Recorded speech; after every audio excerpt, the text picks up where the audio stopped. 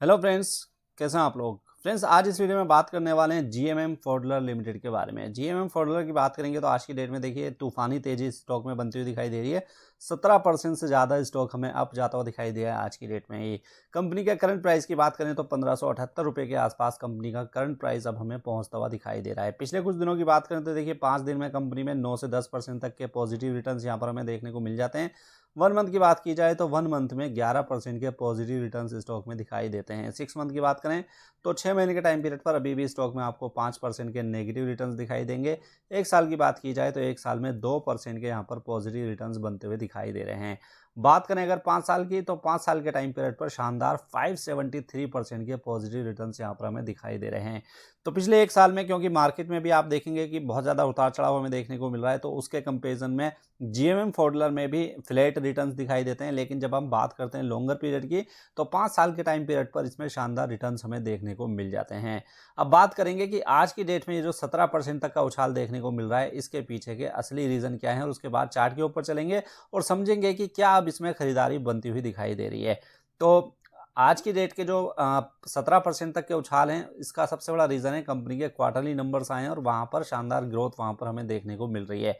अब देखिए, अगर हम क्वार्टर 1 फाइनेंशियल ईयर 2023 यानी कि जो लेटेस्ट नंबर आए हैं उसको अगर हम कंपेयर करें पिछले क्वार्टर से, यानी कि क्वार्टर 4 2022 से कंपेयर करेंगे, तो यहाँ पर आप देखिए नेट इनकम में 9 से 10% तक का उछाल हमें देखने को मिल रहा है। लेकिन नेट प्रॉफिट में 177% तक की ग्रोथ यहाँ पर हमें देखने को मिल रही है।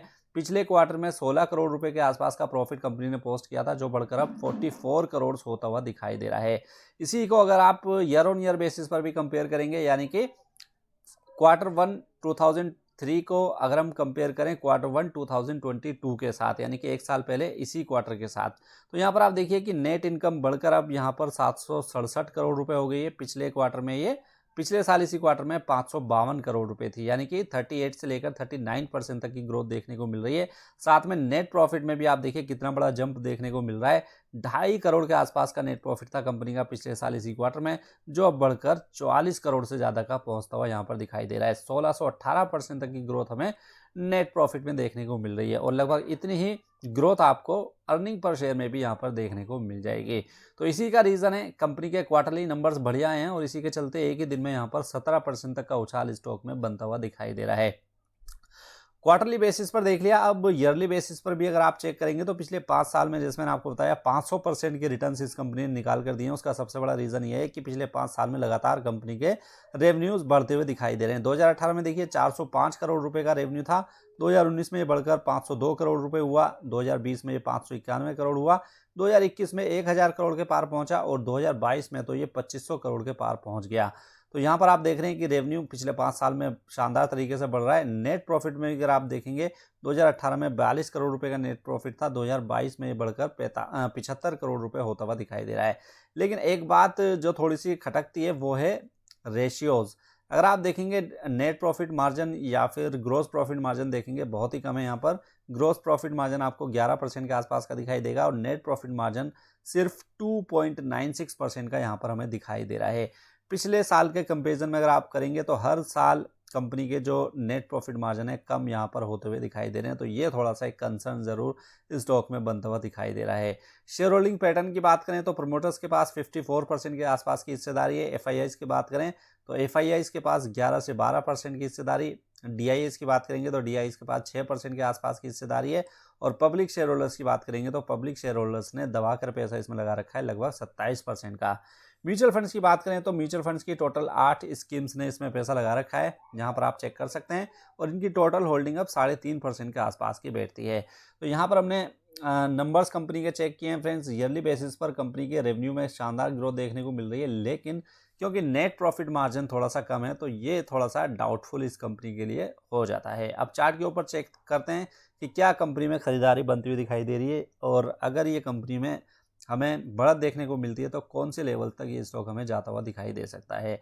तो सबसे पहले तो आप यहाँ पर चेक कीजिए कि ये जो ट्रेंड लाइन मैंने ड्रॉ की हुई है, ये रेड कलर की लाइन आपको अभी दिखाई दे रही होगी, इससे ऊपर स्टॉक अब पहुँच चुका है। इसको यहाँ पर इसने ब्रेकआउट दिया है और साथ में 200 डेज के ईएमए से भी ऊपर स्टॉक अब पहुँचता हुआ दिखाई दे रहा है।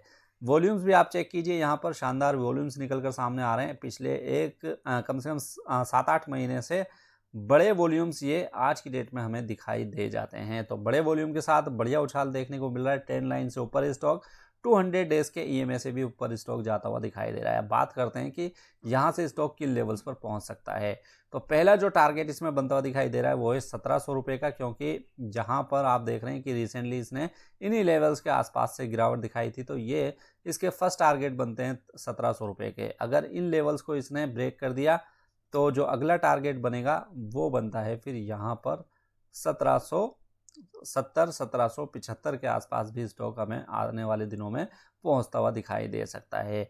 अगर उन लेवल्स को इसने ब्रेक कर दिया तो 52 वीक हाई को ब्रेक करेगा, उसके बाद अगली तेजी इसमें बनती हुई दिखाई दे सकती है। बात करते हैं स्टॉप लॉस क्या मेंटेन करना चाहिए। तो आज की डेट में जो बड़ी ग्रीन कैंडल बनती हुई दिखाई दे रही है, इसका जो ओपनिंग प्राइस था यानी कि इसके जो लोअर प्राइस था वो है 1450 के आसपास का, तो वो हो सकता है हमारा स्टॉप लॉस।